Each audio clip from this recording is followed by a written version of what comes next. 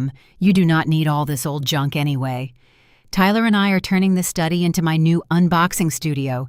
We are moving in for 6 months to save his startup, so these boxes have to go. I watched my daughter-in-law Chloe, wearing a Chanel cardigan paid for by my husband, kick a box of my old tax records toward the hallway. She thought I was just a clueless 62-year-old housewife who spent her days baking and gardening. She had no idea she just handed a former forensic auditor the exact financial documents needed to dismantle her fake luxury lifestyle and send my ungrateful son into bankruptcy. I am Barbara, 62 years old, and this is the story of how I took back my life and my wealth. Before I continue, let me know where you are watching from and what time it is there in the comments below. Hit like and subscribe if you have ever had to stand up to a family that underestimated your worth. It was a Tuesday morning in our house in Northern Virginia. I was standing at the bottom of the staircase when the loud sound of shattering glass echoed from my old office. I walked downstairs the moment I heard a loud crash coming from my old study. That room had once been where I kept every ledger and case file from my years as a forensic auditor. As I turned the corner, a large cardboard box packed with documents came flying out of the doorway and skidded across the oak floor. Sheets of white paper covered in dense rows of numbers spilled all over the wool rug. And standing right in the middle of the room was my daughter-in-law Chloe. She had one hand on her hip, designer slippers on her feet, and a silk knit cardigan I knew for a fact had been bought with my husband's credit card. With the tip of her foot, she shoved another stack of my financial records farther into the hallway, looking thoroughly annoyed. "Mom, just look at all this junk!" Chloe snapped the second she saw me. Her voice was shrill, sharp, and completely free of shame. She smoothed back her perfectly curled hair, then pointed toward the corner where my old oak desk used to sit. "Tyler and I decided we're moving in here for 6 months to save money for his startup. You know how important this stage is for the business, and we really need to cut back on rent. So I need this room. The natural light in here is amazing, perfect for a mini studio, so I can film luxury handbag unboxings for my channel. What are you even keeping all this ancient stuff for anyway? All you do is stay home, water plants, and bake. Old junk belongs in the trash, Mom. It's time to let it go." I didn't say a single word. I just stood there staring at my 32-year-old daughter-in-law.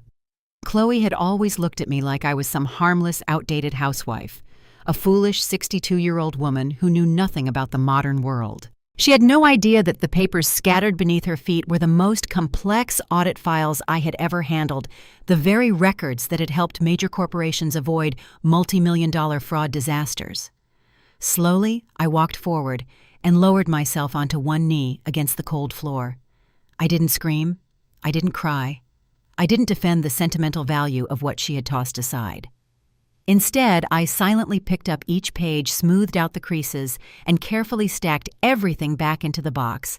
My silence only seemed to make Chloe bolder. She stepped right over my documents, marched to the window, and yanked the curtains open. "See this? This room is huge, and you've got it stuffed with moldy boxes. You seriously need to learn how to let go. Next week, the contractors are coming to repaint this wall blush pink. I already ordered a velvet sofa and a professional ring light setup too. Just box all this up and have someone dump it behind the house. Oh, and while I'm getting my nails done this afternoon, make sure you clean out the drawers too. I don't want a single old bill floating around my studio." I kept gathering the old tax audit folders from 1998 into my arms.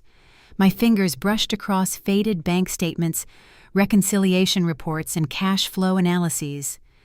Numbers like these had once been my life, my weapon, and now they were being trampled by a daughter-in-law who didn't earn money but spent it like royalty. When I looked up, Chloe was already filming a short video on her phone, cheerfully updating her followers about her new workspace. She smiled into the camera, bragging about the sacrifice she and Tyler were making by moving in with his parents, completely ignoring the fact that her mother-in-law was kneeling on the floor behind her, gathering the pieces of a life she had thrown away. "Are you even listening to me?"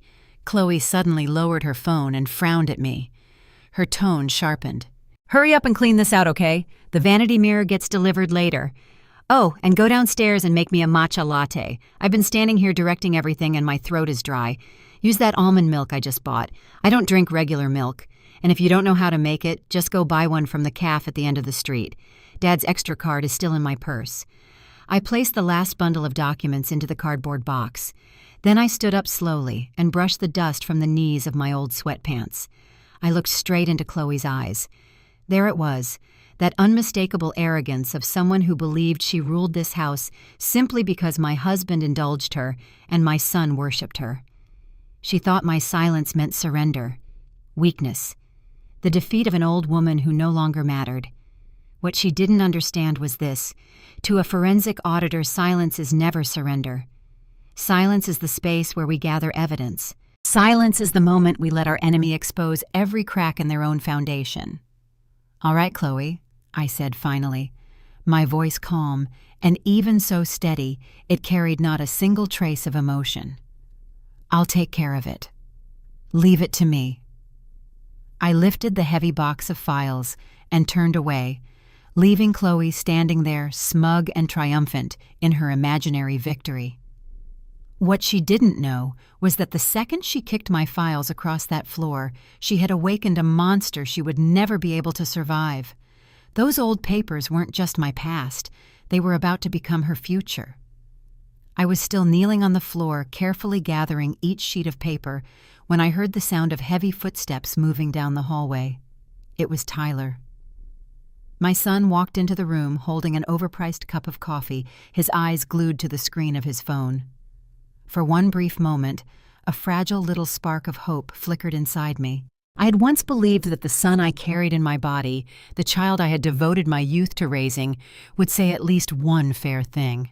I thought he would tell his wife to stop, or at the very least help his mother pick up these important documents, but I was wrong, completely wrong. Tyler lifted his eyes, glanced at the mess all over the floor, then looked at me. Instead of helping me up, he took a sip of his coffee and let out a long, irritated sigh. "Mom, Chloe's right." His tone was arrogant, exactly like his father's. He asked me why I was still keeping all this useless paper when this was the age of technology. He said people used artificial intelligence to manage data, now not moldy receipts from 30 years ago. He openly mocked me, saying I was hopelessly outdated. Then he launched into an explanation about how his startup needed a professional workspace and how Chloe's studio would bring in massive engagement. He ended it by saying that since I stayed home all day anyway, I had no real need for a reading room this large. Every word Tyler spoke felt like an icy blade sliding straight into my chest. Outdated. That was what he called me.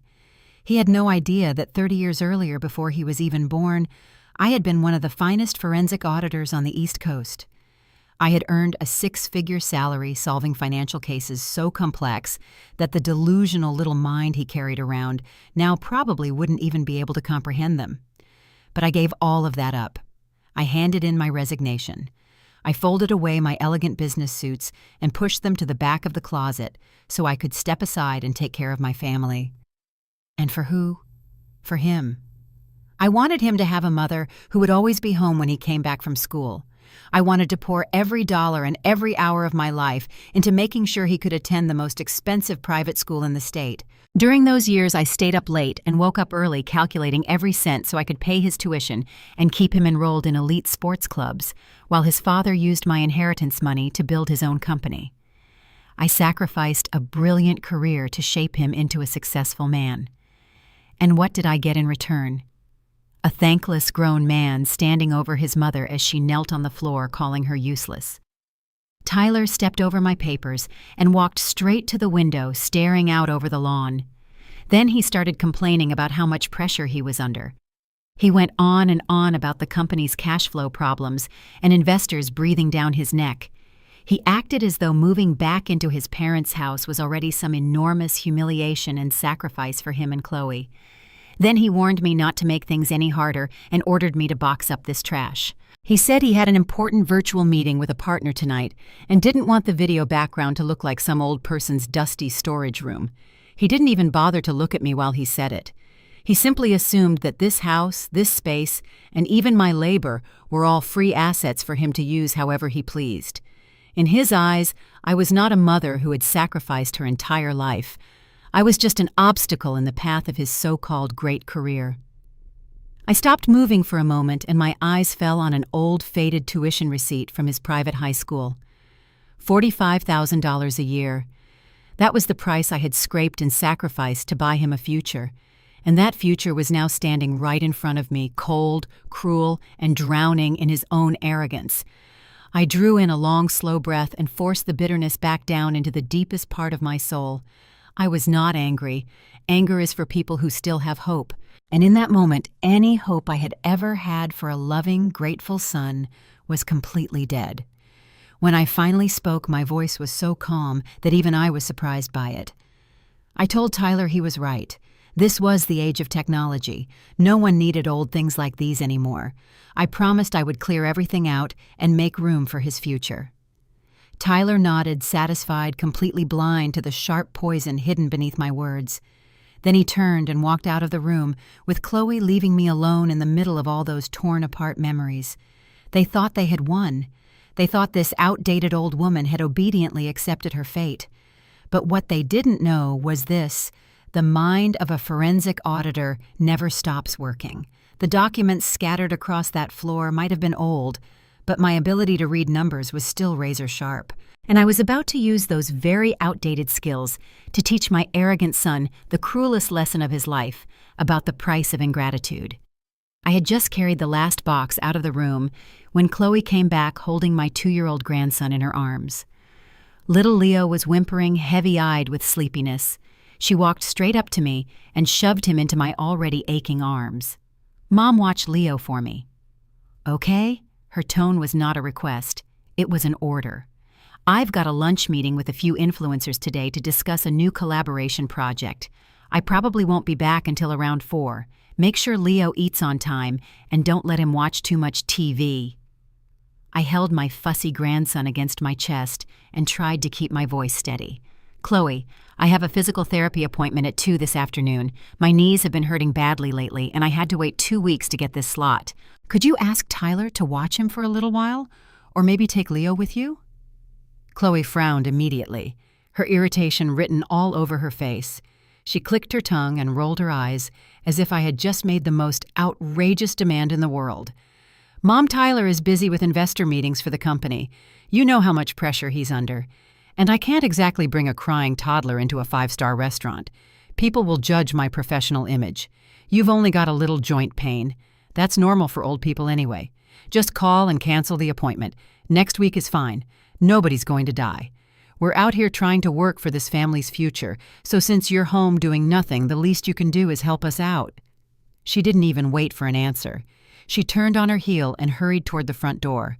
The sharp clicking of her designer heels echoed across the floor, and then the front door slammed shut, leaving me standing alone in the living room with a sobbing child in my arms. Pain throbbed through my knees in waves, but the physical ache was nothing compared to the humiliation I had just swallowed. I was a woman who had contributed half the money to buy this $1 million house, and now I was being treated like a free babysitter. A useless old servant whose only purpose was to be ordered around. I soothed Leo until he finally drifted off to sleep, then carefully laid him down in his crib. After that, I walked into the kitchen, planning to pour myself a glass of water so I could take a painkiller. This kitchen had once been my favorite place in the house. It was where I used to make warm dinners for my family, but now it felt more like a cold, lifeless station. As I reached for a glass on the top shelf, my eyes drifted toward the neatly arranged spice jars lined up in the corner. Something was wrong. Behind the black pepper jar, there was a tiny blue light blinking. The instincts I had developed as a forensic auditor made me alert instantly. That sharp sensitivity to unusual details was the same gift that had helped me uncover countless financial fraud schemes in my past. I didn't rush over. Instead, I slowly shifted my angle, pretending to wipe down the marble countertop. And then I saw it. A tiny, hidden wireless security camera cleverly disguised behind the spice jars, its lens aimed directly at the entire kitchen and living room. My heartbeat slowed. A cold sensation ran down my spine. Chloe wasn't just treating me like a servant. She was monitoring me inside my own home.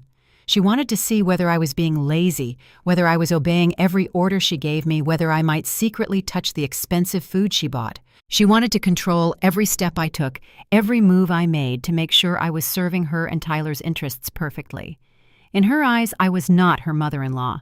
I was a low-level employee who needed to be managed with a hidden camera. The shamelessness of it had reached a whole new level.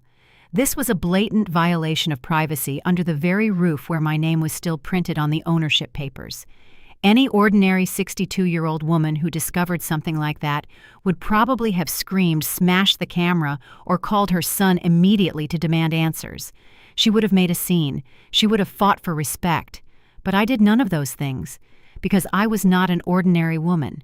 Making noise now would only ruin far bigger plans. So I poured myself a glass of water, drank it calmly, picked up a dishcloth, and kept wiping down the kitchen counter directly in front of the camera lens. I made sure my face stayed perfectly neutral. No anger, no panic, no sign that I had seen anything at all. If Chloe wanted to play surveillance games, then I would give her exactly what she wanted to see. An obedient, slow-moving, harmless old mother-in-law who had completely accepted her place. But that camera had crossed a line that could never be forgiven. It told me everything I needed to know. In this house, I no longer had a family. I was living among parasites, cruel, greedy parasites. And the first rule of destroying parasites is this: never let them know you've discovered them. A thin, bitter smile touched my lips. The real game was only beginning now.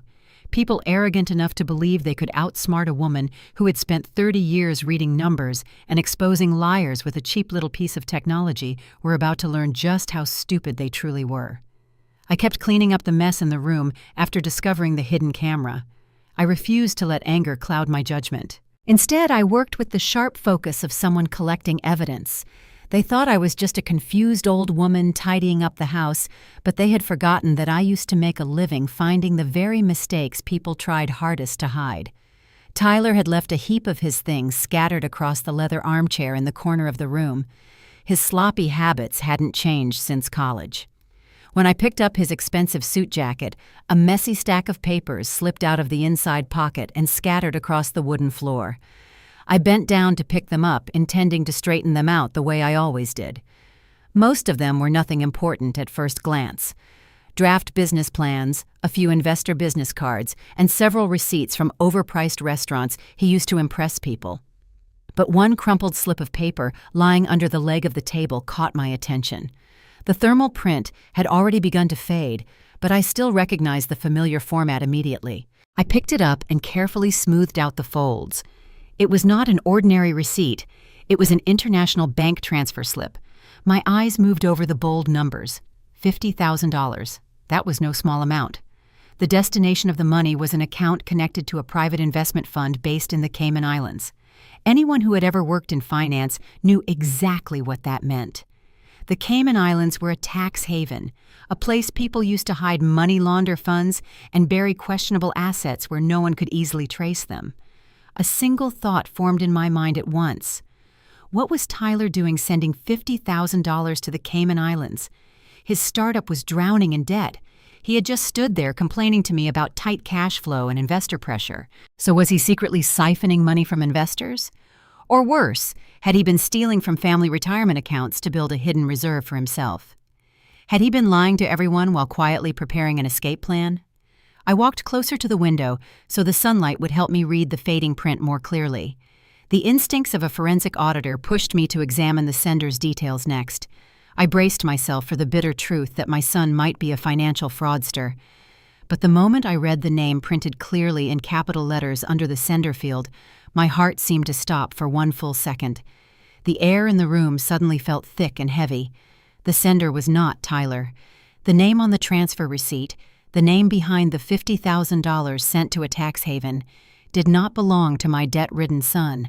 It belonged to the man I had lived beside for 30 years.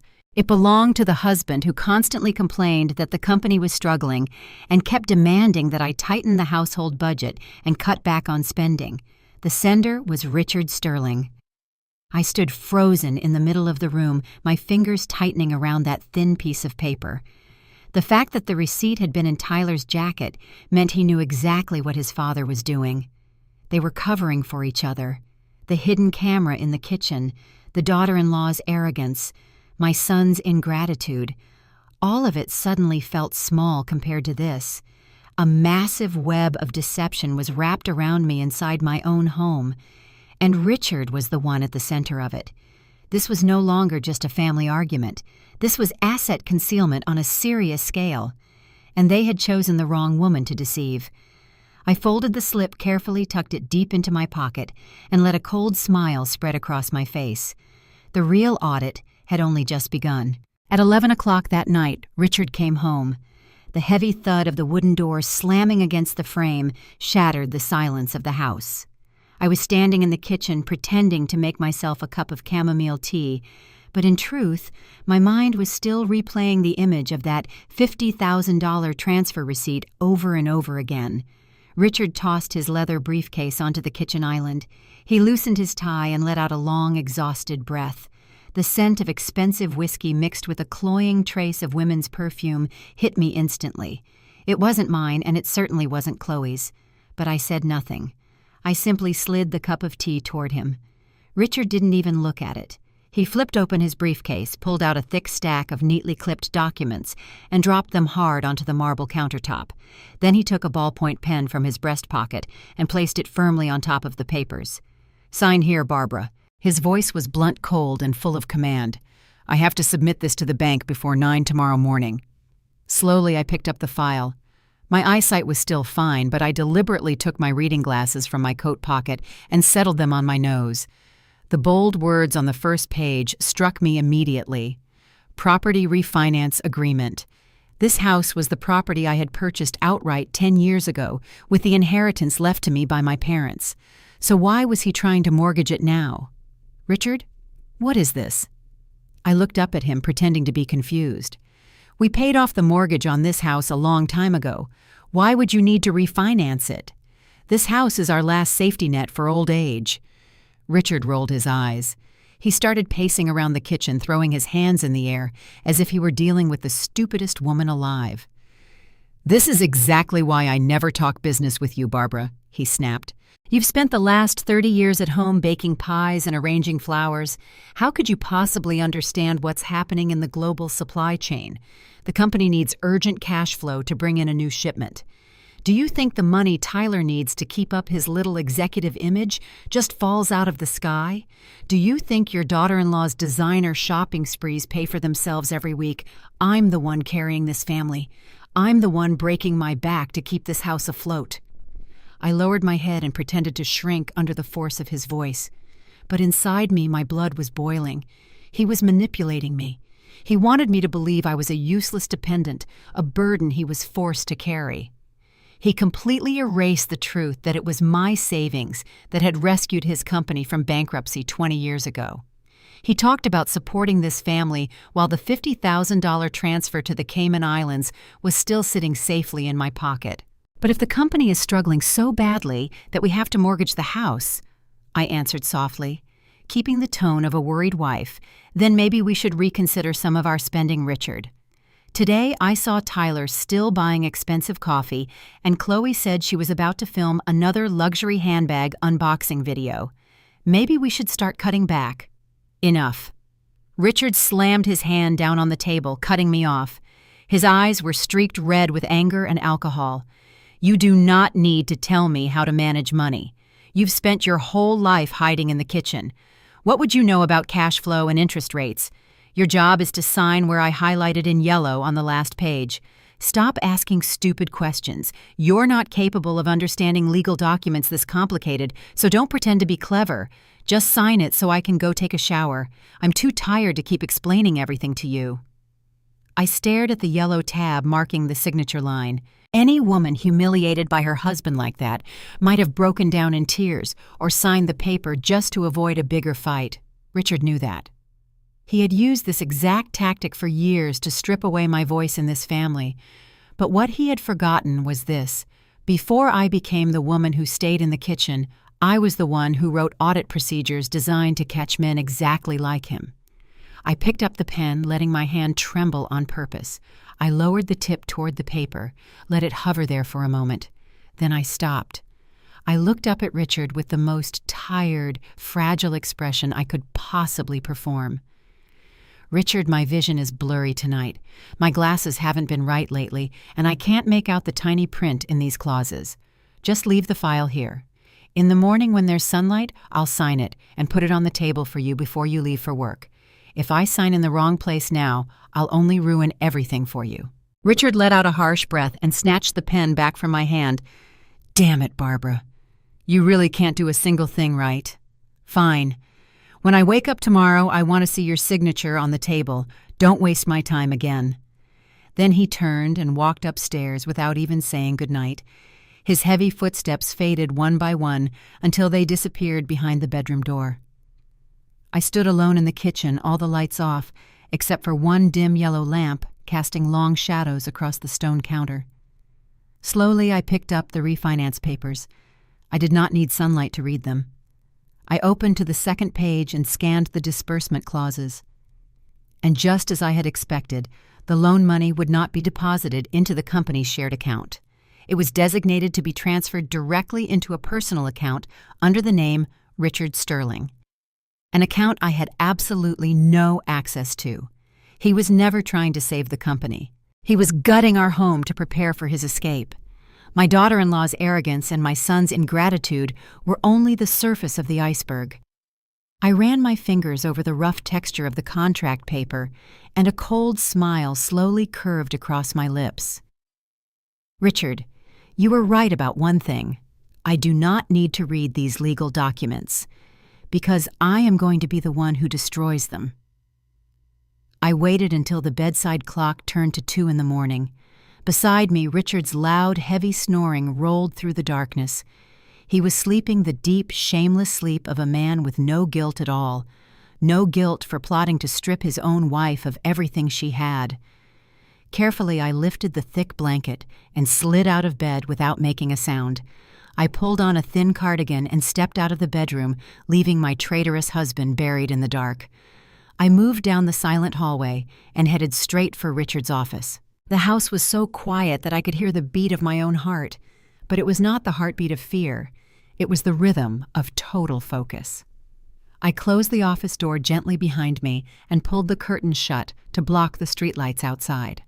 On the massive oak desk, Richard's laptop sat in perfect stillness. He had always bragged that every business secret he had was locked safely inside that machine.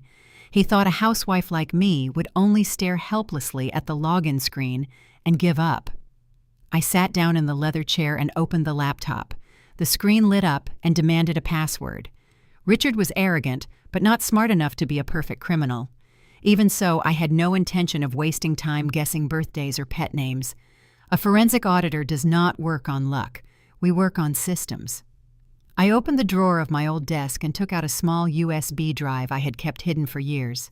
It contained an independent boot system, a specialized tool cybersecurity professionals use to bypass Windows protections without leaving any trace of entry.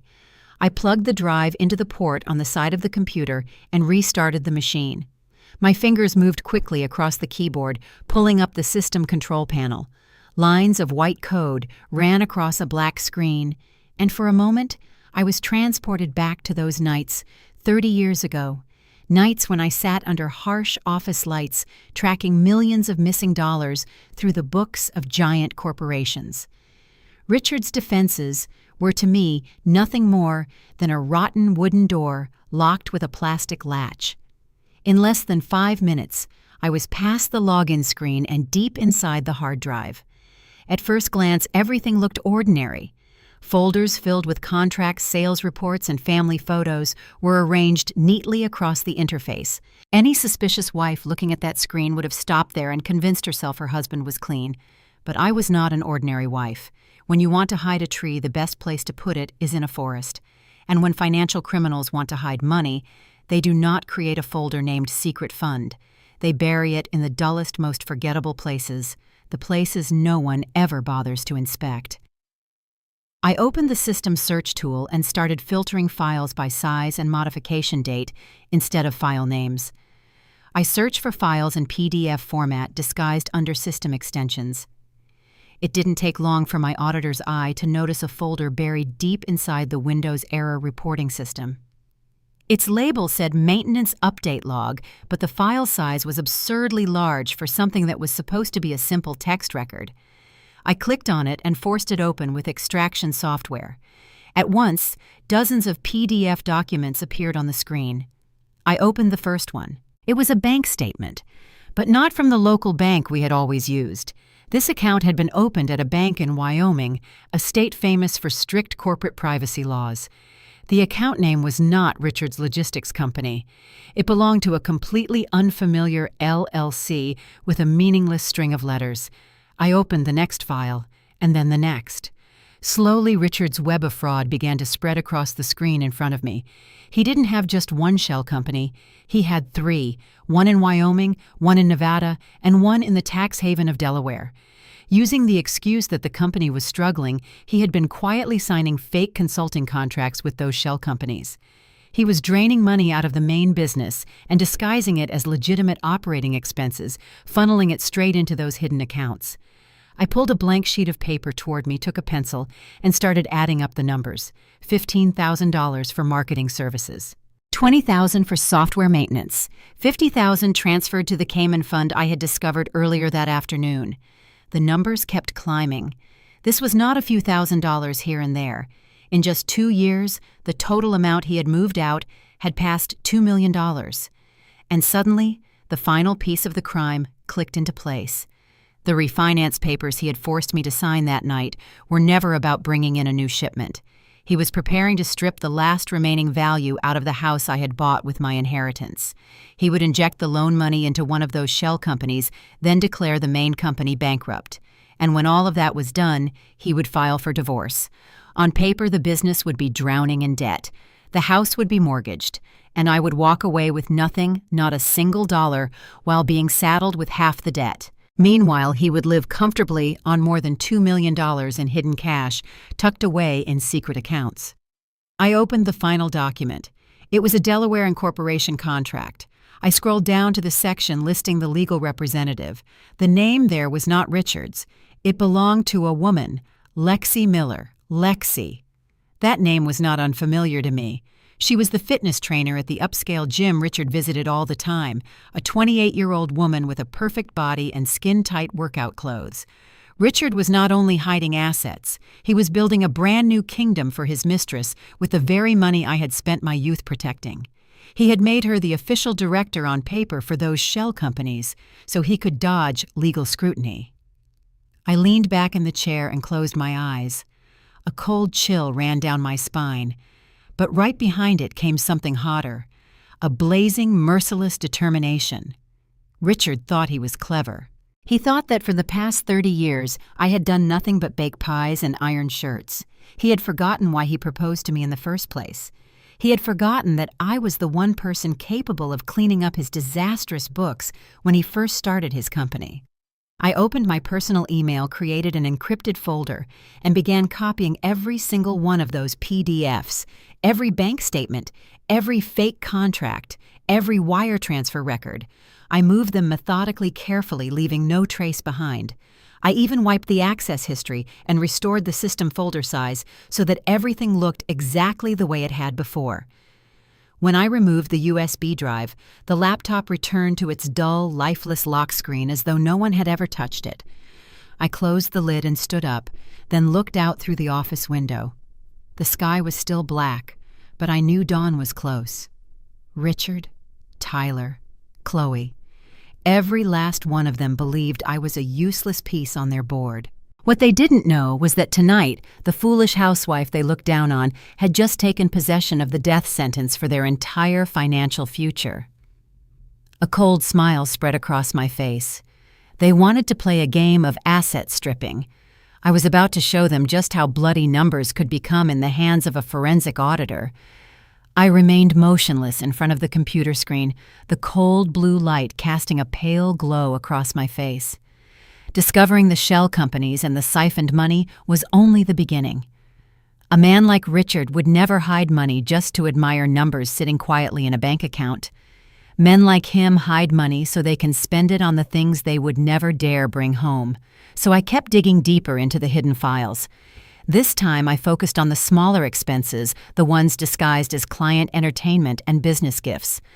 I opened a subfolder buried deep inside last year's tax reports. A corporate credit card statement appeared on the screen. My eyes stopped on one transaction marked with a priority purchase code. It was an electronic receipt from Cartier located in the most luxurious shopping district in the capital. The transaction date was October 15th of last year. My heart tightened for a moment, but not from pain, from the sheer cruelty of the irony. October 15th was our 35th wedding anniversary. I clicked to open the detailed invoice. An expensive diamond bracelet, $18,000, had been charged in full. And suddenly I remembered that night with perfect clarity.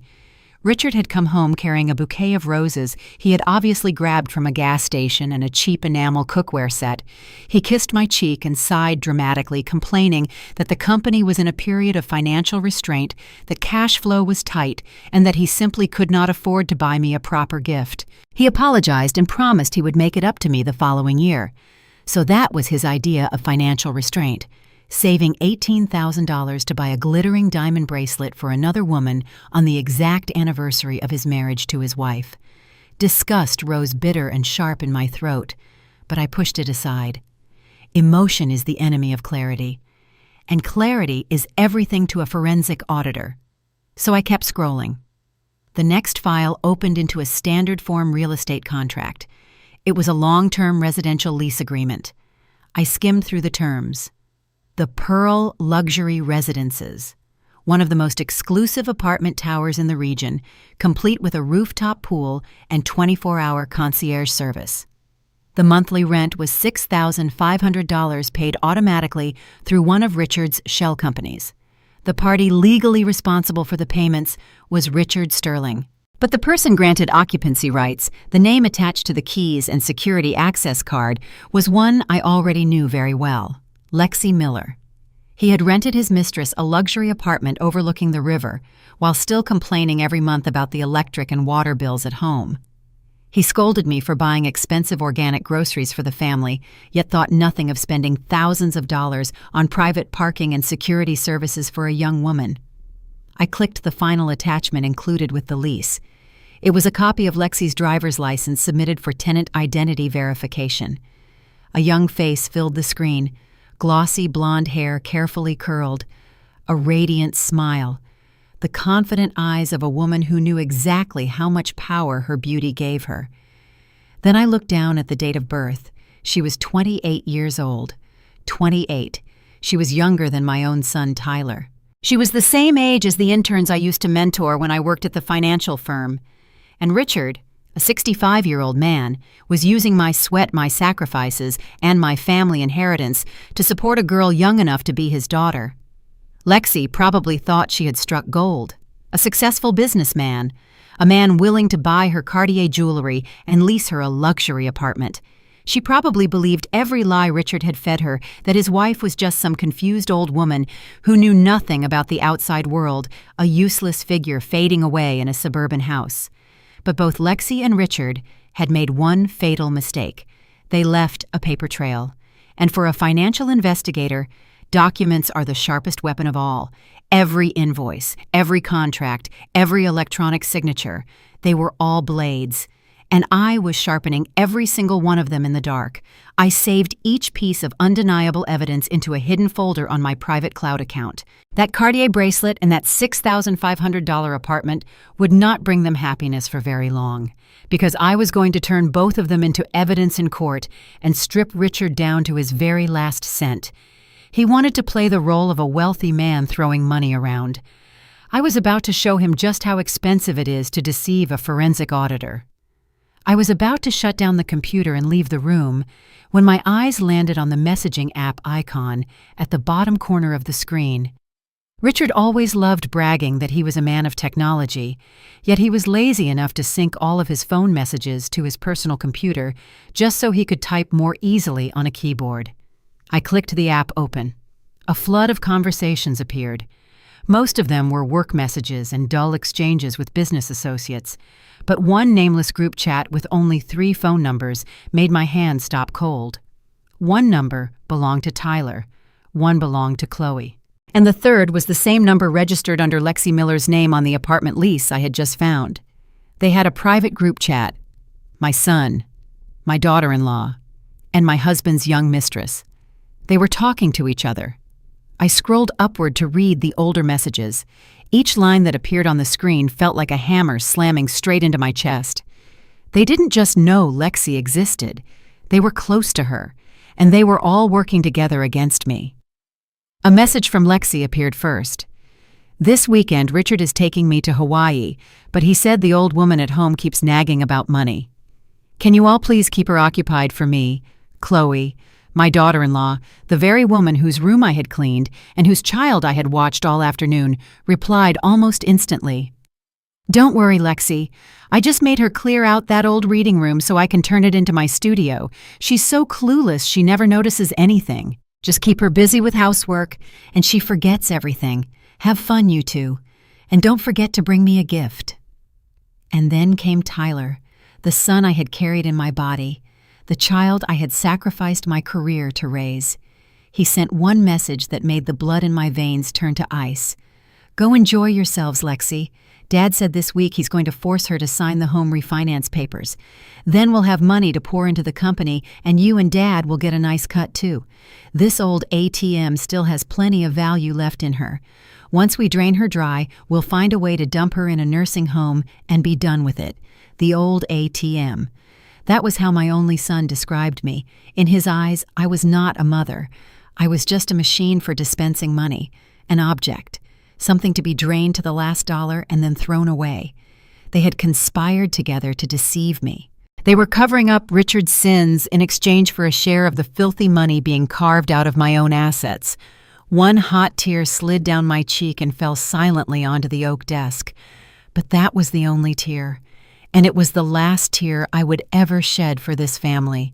The unbearable pain, the savage betrayal, the deep shattering inside my heart, all of it suddenly disappeared. In its place came a silence so cold it was terrifying, like a river frozen solid.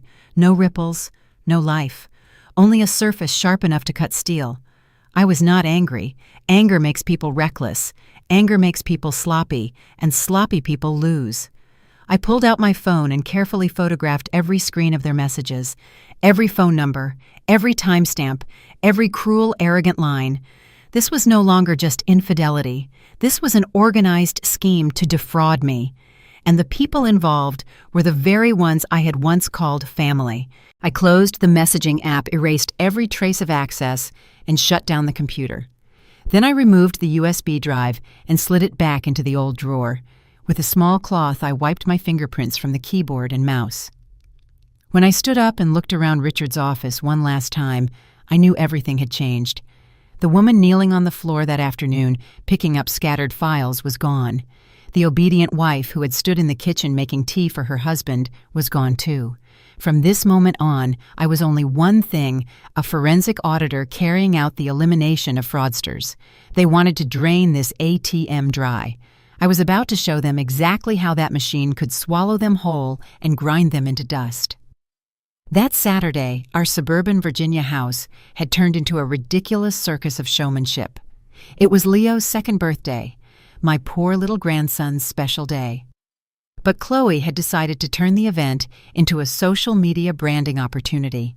She had hired a professional decorating team from Washington to transform the entire living room and backyard into a miniature tropical jungle filled with thousands of green and gold balloons.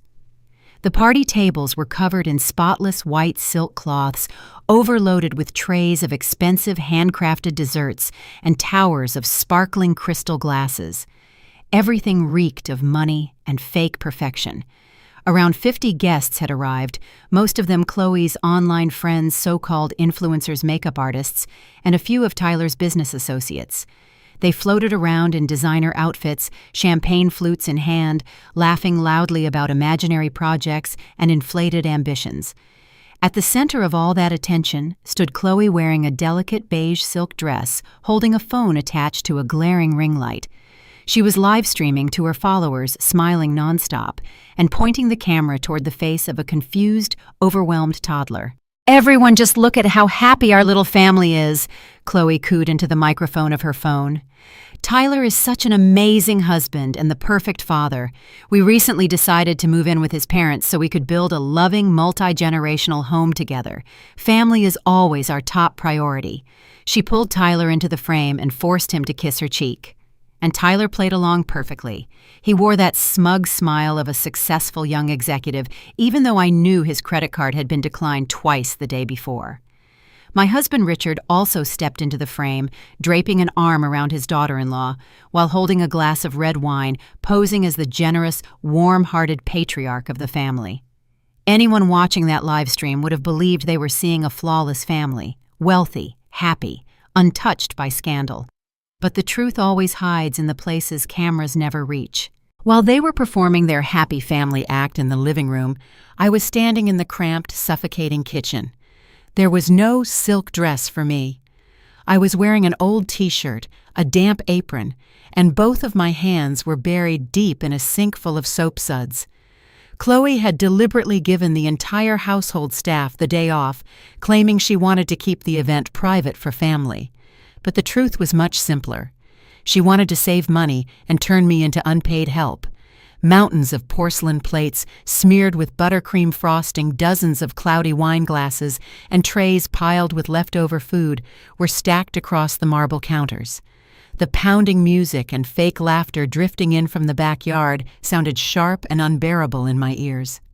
"Mom, could you move a little faster, please?" Chloe's sharp voice sliced through the kitchen from behind me. She had just stepped inside, and the sugary smile she wore on her live stream had vanished completely. In its place was an irritated frown. "The guests are complaining because there aren't enough dessert forks. Wash the silver forks and take them to table 3 for me, and make sure you dry them properly. I don't want water dripping onto the tablecloth. Oh, and go through the side door. Okay? Don't walk past my camera setup. Your clothes are filthy, and I don't want my followers seeing you looking that messy." I didn't turn around. Slowly, I lifted the last silver fork out of the soapy water, rinsed it under the cold tap, and dried it carefully with a white cotton towel. Then I looked at my own reflection in the polished metal. A 62-year-old woman, exhausted, used, disrespected inside her own home. They thought I was nothing more than a shadow, a useless old woman fit only to stand in the corner washing dishes. They were so intoxicated by their own performance that they had no idea the only audience member holding the real script was me. I placed the fork gently on the kitchen counter and peeled off my rubber gloves. Today was not just my grandson's birthday.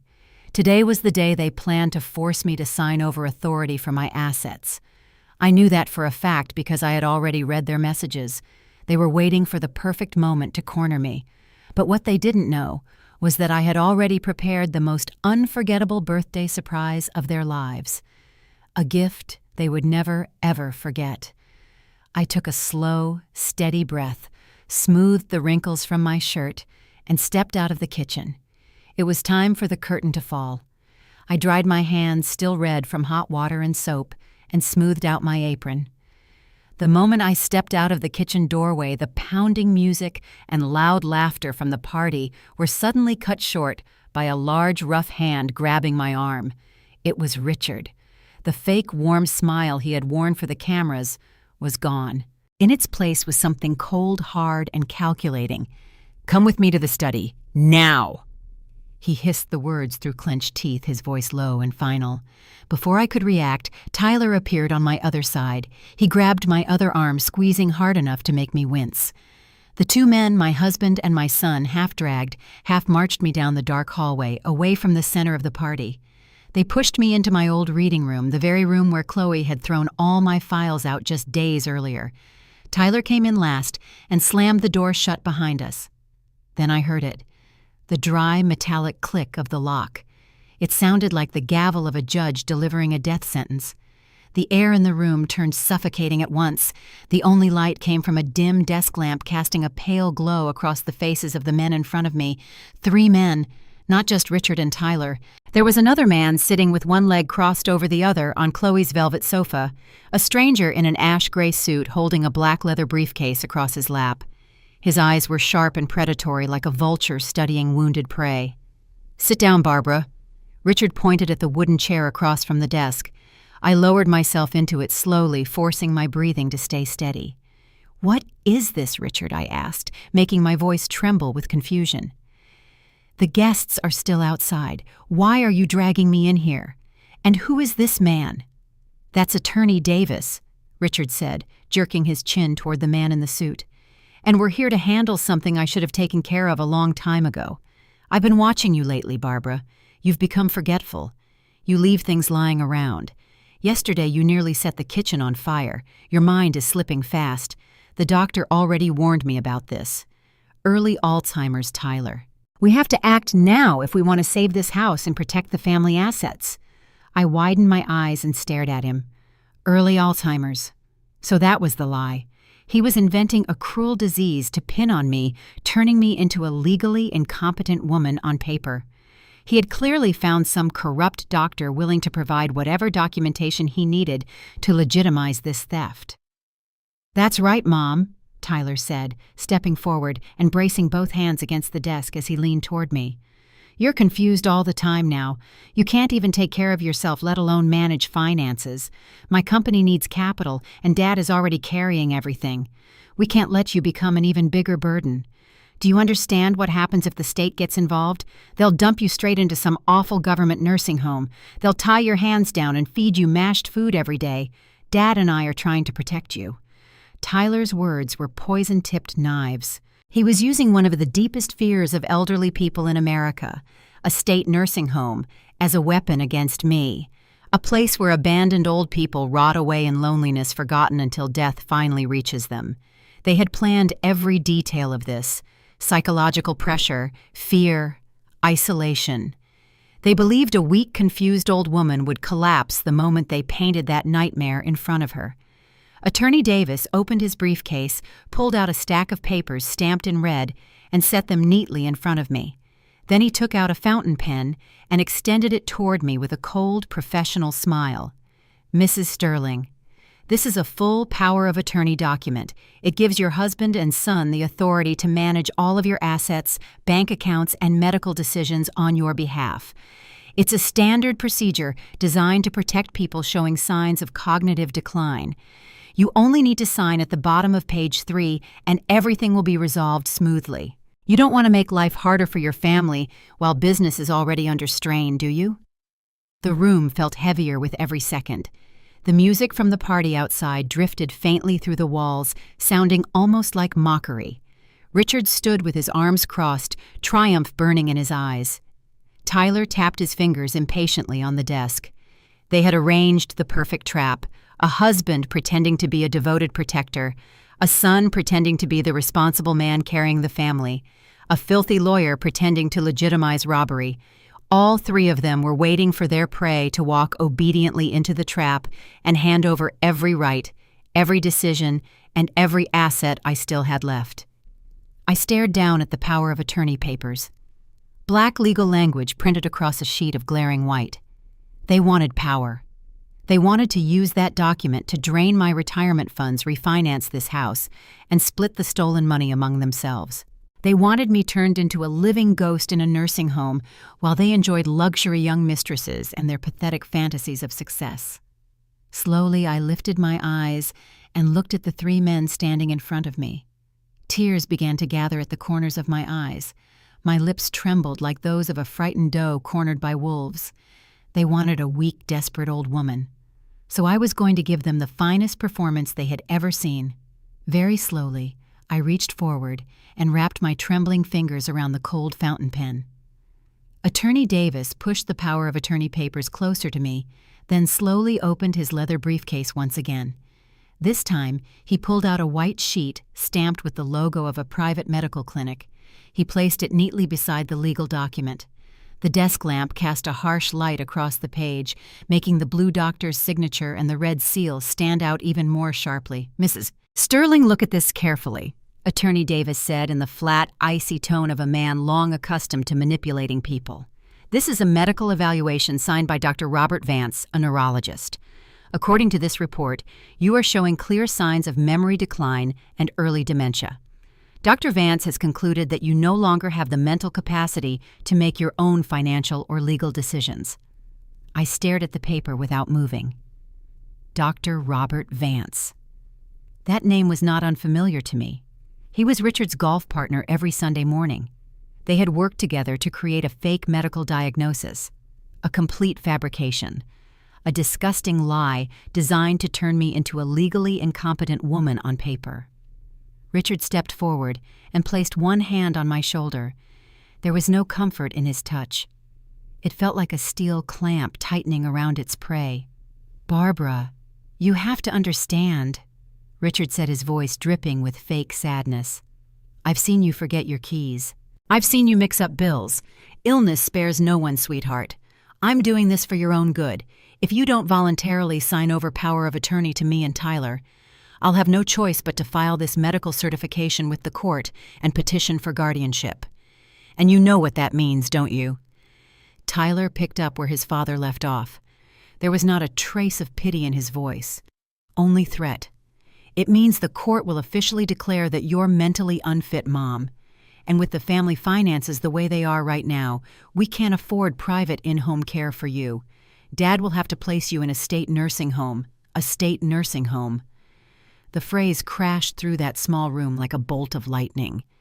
Any elderly person in America knows exactly what those words mean. They are not luxury retirement communities with manicured lawns and elegant afternoon tea. They are aging brick buildings that smell like disinfectant and urine. They are places where old people are stripped of dignity and left to fade away on cheap foam mattresses. "Just picture it," Mom, Tyler said, leaning in close, his eyes gleaming with cruelty. "You'll be sharing a room with 3 strangers. You'll eat tasteless mush off plastic trays. The nurses there are overworked. They won't have time to listen to you complain about your knees. If you start crying or wandering around, they'll just sedate you so you sleep all day. They might even strap your hands to the bed rails so you don't fall. You'll lose every bit of freedom you have. You'll never see this house again. You'll never step into your rose garden again. You'll just rot there alone." Attorney Davis tapped his pen lightly against the desk to pull my attention back to him. "So, Mrs. Sterling, you have 2 choices. 1, sign this power of attorney and allow your husband and son to continue managing your assets while caring for you here in this home. Or 2, refuse, and we will begin legal proceedings to place you in a state facility as early as next week. The choice is entirely yours, though I strongly advise you to think about your comfort in the final years of your life." The air in the room became suffocating. The 3 men standing around me felt like concrete walls closing in from every side. They had planned this perfectly. They were weaponizing the deepest fear of old age, the terror of being locked away and forgotten, to force me to surrender everything I owned. Any ordinary 62-year-old woman might have broken right there. She might have covered her face, sobbed in panic, and begged them not to throw her away. She might have grabbed the pen and signed her own financial death warrant just to hold on to the illusion that she would be allowed to stay in this house. But they didn't know what I knew. They didn't know I already had proof of the shell companies, proof of the offshore accounts, proof of the $50,000 wire transfer, and proof of the 28-year-old mistress. They didn't know that the house they were threatening to throw me out of had not truly been under Richard's control for the last 3 years. And that fake medical certificate, it was not their weapon. It was evidence. Evidence I could use to send Richard's golf buddy to prison for fraud. I looked from Richard's fake concern to Tyler's vicious eyes, then down at the power of attorney papers. And then I began my performance. I started breathing fast, as if panic were crushing my lungs. My hands flew to my chest. Tears spilled down my cheeks. I let my whole body shake violently, like a dry branch trembling in a storm. "Please," I sobbed, my voice breaking. "Please don't send me to a nursing home, Tyler. I'm scared. I don't want to go there. I'll be good. I won't interfere with anyone's work. Richard, please don't throw me away. I'll sign anything you want." I reached out with trembling fingers and took the fountain pen. At the corner of Richard's mouth, a satisfied smile began to curl.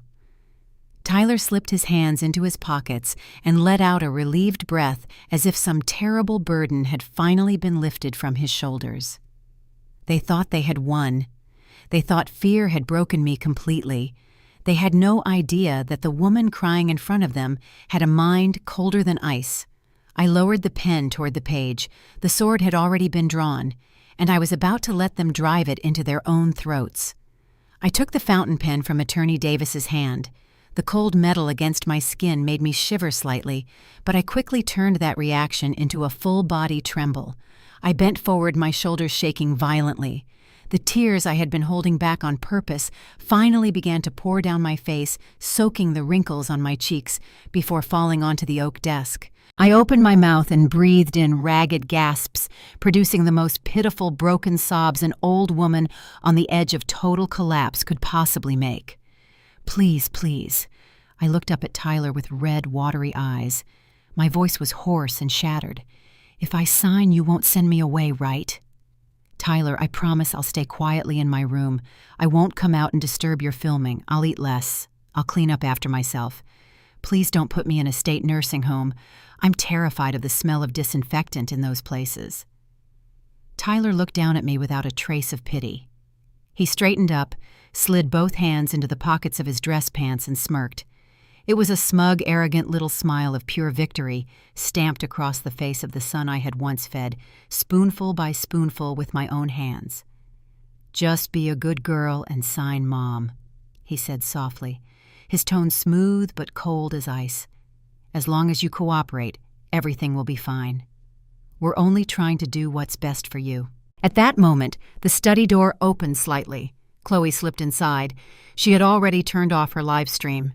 The sweet smile of the devoted daughter-in-law had vanished. In its place, she crossed her arms over her chest and leaned against the doorframe, her eyes dropping briefly to the power of attorney papers before fixing directly on me. The corner of her mouth curled into a bright, almost cheerful smile that was somehow even more cruel than open contempt. She tilted her chin toward the document in silent command. In her eyes, I was no longer a person. I was just a game piece that had outlived its usefulness. The final obstacle being cleared away so she and Tyler could finally enjoy the wealth they had been dreaming about. I lowered my head, hiding the sharpness in my eyes behind those fake tears. Then I pressed the tip of the pen onto the signature line at the bottom of the final page.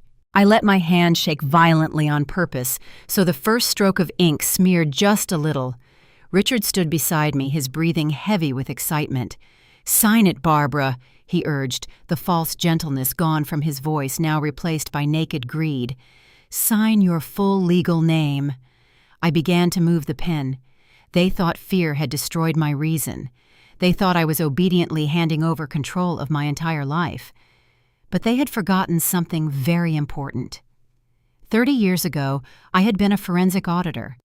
My job had been to study signature seals and documents closely enough to expose fraud. I knew better than anyone what made a signature legally valid. And I also knew exactly how to create a signature that looked normal at first glance while being completely worthless under legal scrutiny. So I deliberately altered the slant of the letters. I omitted the final hook on the first initial and inserted a strange, unnatural gap between my first and last name. It looked like the trembling, panicked signature of a frightened woman under pressure. But it did not match the official specimen signature I had registered with the bank and government agencies. It was a dead signature, a line of ink that would become evidence of their own fraud. The second I lifted the pen, Richard snatched the papers away from me. He didn't even bother checking whether the ink had dried. He hurriedly flipped through the page, glanced at the signature, and handed the document straight to Attorney Davis. The lawyer nodded with satisfaction, slid the papers into his black leather briefcase, and snapped it shut with a dry click. "Well done, Barbara," Richard said with a relieved exhale, smoothing the front of his suit jacket. "Everything's taken care of now. Starting tomorrow, Tyler will go to the bank on your behalf to handle a few small formalities. You just stay home and rest. If you behave yourself, we'll let you live here peacefully." Chloe stepped forward and looped her arm through Tyler's, the smile on her lips spreading even wider. "Now that this is done, let's get back outside," she said in a sugary voice loud enough for me to hear every word. "The guests are waiting for us to cut the cake, and later we need to call Lexi and share the good news." Then they all turned and walked out of the room. Not one of them looked back at the woman slumped over the desk. The door closed, leaving me alone in the dim study. When their footsteps finally faded away, I slowly lifted my head. The tears on my face had already dried. I pulled a tissue from my apron pocket and carefully wiped away the smudges around my eyes. Chloe's triumphant smile, Tyler's arrogant smirk, Richard's satisfied relief. All of it was nothing but an illusion before the storm. They thought they had stolen everything with one power of attorney document. What they didn't know was that they had just signed their own indictment for fraud and bank deception. My weakness had ended in that room. Tomorrow, the hunt would begin. Early Monday morning, Richard walked out of the house carrying his brown leather suitcase. He was wearing a thin linen shirt that made absolutely no sense in the bitter October chill of Virginia. He told me the company had an urgent meeting with partners on the West Coast and that he would be away on business for about a week. I stood at the door, accepted his hollow little hug, and smiled as I wished him a successful trip. I did not mention that I had already seen the round-trip business class tickets to Hawaii with both his name and Lexi's on them. I did not mention that just days earlier he had forced me to sign that fraudulent power of attorney. I simply stood there and watched his luxury car roll out of the driveway. The moment his taillights disappeared around the corner, I turned and walked back into the house. Tyler and Chloe had already left early that morning for their imaginary office. The house was completely empty. But I did not spend that time cleaning or crying in humiliation the way they probably imagined I would. I went straight upstairs, pulled out a small suitcase I had packed the night before, called a taxi, and told the driver to take me directly to Ronald Reagan National Airport. They thought I was a confused old woman sitting obediently at home waiting to die. They had no idea I was on my way to Delaware. Delaware is not just a tiny state on the East Coast map. To people in finance, Delaware is a fortress, a place with some of the strongest asset protection laws in the United States, a paradise for trusts and limited liability companies. 30 years as a forensic auditor had taught me one expensive lesson. You never leave your assets exposed to the greed of others, not even when those others are your own family. The flight lasted less than an hour when I stepped into the glass office building in downtown Wilmington. Jonathan, my private attorney, was already waiting for me. Jonathan was a specialist in trust law and tax law. He had worked with me since the days when I was still uncovering massive corporate fraud schemes. Richard and my children had no idea this man even existed. In my family's eyes, the only lawyer in the story was that puppet named Davis, the man who had helped Richard prepare the fake power of attorney. I lowered myself into the soft leather chair in Jonathan's office. He slid a thick, sealed file across the desk toward me and gave me a calm, knowing smile. Then he told me that everything had remained completely secure for the last 3 years. I nodded and slowly opened the file. Under the bright office lights, the legal certificates came into view one by one. 3 years earlier, when I first started noticing troubling irregularities in the flow of Richard's company money, I had quietly established an irrevocable trust. And let me explain why that was my ultimate weapon. Most people in America make one deadly mistake. They assume that if their name is on the deed, their property is safe. But the truth is much uglier than that. If you personally own an asset, you can be sued. You can be pressured into selling it to cover debts. And worst of all, you can have it stolen by someone holding a power of attorney exactly the way Richard believed he was doing to me. An irrevocable trust works by a completely different set of rules. Once you transfer your house or your money into that trust, you are no longer the personal legal owner of those assets. The trust becomes the legal owner, and the trust is managed by an independent third party who is legally obligated to protect your best interests. And the most beautiful part of the words irrevocable trust is this: once those assets are inside, you cannot simply pull them back out, and neither can anyone else. No power of attorney, no divorce judgment, no creditor, no tax authority. No one can touch what belongs to that trust. Richard thought that fake power of attorney gave him power over life and death when it came to our house. He had no idea that house had actually belonged to the trust for the last 3 years. It was no longer marital property, and it certainly was not something he had the right to mortgage. That piece of paper he was so proudly carrying to the bank, the one he thought would let him refinance my home and use the money to support his mistress, was nothing more than worthless trash. I told Jonathan that Richard had already taken the contract to the bank in an attempt to refinance the property. Jonathan adjusted his glasses and answered in that steady, low voice of his. He explained that my husband had just crossed the line from an ordinary family dispute straight into federal criminal law. Using a power of attorney to mortgage a property you do not legally own for the purpose of extracting money from a financial institution is bank fraud, federal bank fraud, the kind of crime that can send a man to prison for years, sometimes decades, and strip away every civil privilege he thought he still had. I carefully reviewed every clause in the trust's financial report. Everything I had saved, every inherited asset my parents had left me, all of it was protected beneath the strongest legal armor I could have built.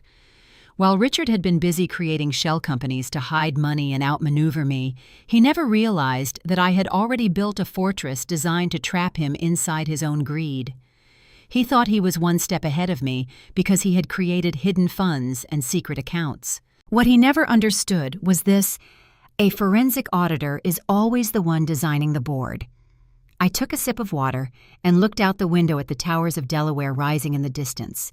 Protecting my core assets was done. Now it was time for the next phase of the plan. I did not just want to protect what was mine.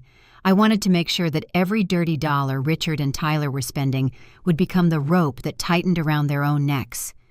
I pulled out the USB drive containing the full copy of Richard's computer data and placed it on Jonathan's desk. He and I were about to have a very long afternoon. A long afternoon spent tracing every hidden movement of tax-evading money. They had taken 30 years of my youth. I was going to take back their entire future. I stayed in Jonathan's office the entire afternoon. That tiny USB drive of mine held every filthy truth about the men in my family. Jonathan opened each folder one by one, projecting the files onto the large screen mounted on the wall. Together we started tracing the flow of money the way a hunter follows the tracks of prey through a dark forest. I asked him to compare the joint bank account Richard and I shared with the disbursements flowing into Tyler's startup company. At first I thought Richard had simply been sneaking money out to fund his son's reckless spending. But when the numbers were finally assembled, a far more horrifying picture came into view. Tyler's tech company did not have a real product at all. It was nothing more than a glossy shell, a staged performance, a fake business built to attract imaginary investors. And the worst part was this: those so-called angel investors pouring money into Tyler's company were none other than the 3 ghost LLCs Richard had created in Delaware and Wyoming. Tyler was not just an arrogant, incompetent son. He was an accomplice. Richard had used that fraudulent power of attorney to mortgage assets and pull cash from the bank. Then he funneled that money into the shell companies. From there, the funds were pumped back into Tyler's startup under the label of legitimate investment capital. Once the money landed in Tyler's accounts, it looked clean. Tyler then paid massive salaries to himself and to Chloe so they could keep buying designer goods and living their ridiculous luxury fantasy. In professional terms, there is a name for that: money laundering. Jonathan turned to me, and for the first time that day, I saw real sympathy in his eyes. "Barbara," he said quietly, "this goes far beyond hidden assets in a divorce. Your husband and your son are running an organized financial fraud and money laundering operation. If we submit this evidence, they will not just lose money. They could be facing federal prison." Then he asked me if I truly wanted to go all the way, because once that file was sent out, there would be no taking it back. An ordinary mother might have broken at the thought of sending her own son toward prison. An ordinary wife might have hesitated at the weight of 30 years of marriage, but I had crossed beyond ordinary the night I heard them call me the old ATM and calmly discuss throwing me into a state nursing home. I looked straight into the eyes of that old lawyer. I no longer saw a little boy I had raised. I no longer saw a loving husband. All I saw were 3 people cornering me, threatening to strip me of my dignity, my rights, and my life. So I gave Jonathan one firm nod. I told him to proceed with every legal step necessary. No mercy. Jonathan nodded back and pulled out a file stamped with the seal of the Internal Revenue Service. It was Form 211, the form used by whistleblowers to report tax evasion and financial fraud. Jonathan explained that the IRS does not care about affairs or family drama, but it cares very much about hidden income and money laundering. Anyone who provides credible evidence that helps the government recover unpaid taxes and fraudulent funds receives strict protection under the law. I picked up the pen and carefully wrote Richard's name and Tyler's name into the section listing the accused parties. I attached everything: the bank statements, the fake consulting contracts, the transfer records through the Cayman Islands. I worked with the cold, exact precision of a machine. Every page was initialed by my hand. Every critical number was boxed in red ink. I even added proof that Lexi, the 28-year-old mistress, was listed on paper as a director of one of the shell companies. She would not escape the net of the law either. I was personally drafting the indictment of my own family. When I finished the final page, I set the pen down. Jonathan gathered the full packet and placed it into a large sealed envelope, pressing tamper-proof security tape across the flap. He told me that by the next day that file would be sitting on the desk of the IRS Criminal Investigation Division. Once the investigators started auditing Richard's company systems and freezing the bank accounts, Richard would have no time to react. And Tyler. He would wake up to find every credit card and every company account frozen shut without a single warning. What I felt in that moment was strange. There was no regret. There was no loud, dramatic triumph. Only silence. The silence of someone who had finally cleaned out the toxic rot that had been growing inside her life for years. I stepped out of Jonathan's office as the afternoon light was fading. Cold wind rolled in from the river, forcing me to pull my coat tighter around my shoulders. I looked up at Delaware's gray sky and allowed myself one long, steady breath. They thought I was a pathetic, confused old woman, but they had no idea that same old woman had just activated a time bomb beneath their feet, and that bomb was called federal law. They had used a power of attorney to try to steal my home. I was using audit evidence to take away their freedom. This game had never been equal. I left Jonathan's office just as the sky was beginning to darken. But my work for the day was far from over. I took a taxi back to the hotel room I had already booked in the center of the city. The room was quiet and cold, but that silence gave me something priceless: absolute focus. I slipped off my wool coat, draped it neatly over the back of a chair, and opened my laptop. The glow from the screen lit up my face, reflecting a determination that could no longer be shaken. It was time to cut off every lifeline the parasites feeding on me still had. Richard had always been arrogant enough to think of himself as the financial pillar of the family. He was so drunk on his own ego that he had forgotten one basic truth. 15 years earlier, when his logistics company was on the verge of bankruptcy and his personal credit score had collapsed, I was the one who stepped in and guaranteed him. Every high-limit family credit account had been opened on the strength of my flawless financial profile, the profile of a former forensic auditor. My name was still sitting there as the primary account holder. Richard was only an authorized user. And Tyler and Chloe, they were nothing more than freeloaders living off supplementary cards. I logged into the bank's online portal using a 2-factor authentication password. The system loaded for a few seconds, then displayed the list of active credit cards. My eyes stopped on the secondary card issued under the name Chloe Sterling, the very card she loved showing off on social media every time she went shopping. I opened the transaction history for the month. The numbers that appeared on the screen were the clearest proof of her shamelessness imaginable. $2,000 for a designer handbag. $500 for lunch at a 5-star restaurant with her delusional little social circle. $300 for a manicure. Every last charge had been paid for with my sweat and sacrifice. She treated that tiny piece of plastic like it was her birthright, an endless well of money that could never run dry. But that well was about to be sealed shut for good. I moved the cursor to the card lock icon. But a forensic auditor never works halfway. If I had only frozen the card temporarily, Richard could have called customer service, argued his way through, and had it reactivated. So I didn't choose the temporary lock option. I selected Report Stolen Card and suspected fraud. Then I filled out the form stating that I had discovered suspicious transactions and believed the card was being used unlawfully by a fraudulent party. The bank's security system activated instantly. Chloe's card was permanently frozen. The card number was canceled on the spot. Tomorrow, when she confidently walks into a luxury boutique and swipes that card, the payment terminal will flash red, decline the transaction, and flag the card as stolen. And she will be humiliated in front of the sales staff and every follower who thinks her life is real. Next, I moved on to Tyler's account. 3 years earlier, when he first started fantasizing about that ridiculous startup of his, he had cried to me for help. The bank had rejected his empty business plan outright. To help my son, I signed a personal guarantee using my own credit standing to secure his company's line of business financing. It was the deadliest mistake of a blind mother. Now I was going to correct it with my own hands. I downloaded the personal guarantee revocation form from the banking system.